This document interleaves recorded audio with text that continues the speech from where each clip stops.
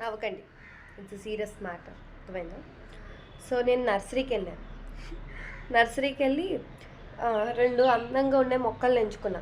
పైగా దానికి పువ్వులు మొగ్గలు కూడా ఉన్నవి ఎంచుకున్నాను. ఎందుకంటే నా గట్ ఫీలింగ్ ఏంటంటే ఎలాగో వాటిని చంపేస్తానని బాగా తెలుసు నాకు. కానీ ఎందుకో తెచ్చుకున్నాను బాగున్నాయని. అట్లీస్ట్ మొగ్గలు వచ్చినంత వరకైనా బతుకుంటాయిలే అనే హోప్ తోటి. మళ్ళీ పువ్వులు రావని కూడా నాకు తెలుసు.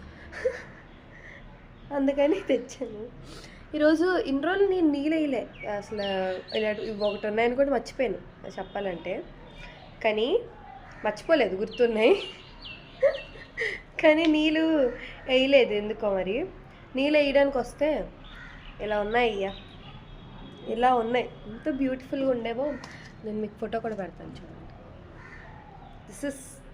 దిస్ ఇస్ నేనే కాదు, నాలా చాలామంది నర్సరీకి వెళ్ళి పువ్వులు మొక్కలు ఏందో తెచ్చుకుంటారంటే మీరు ఎందుకు ఇక్కడ బతకాలి, ఇంటికి రండి చంపేస్తానని తీసుకెళ్తారు అంతే.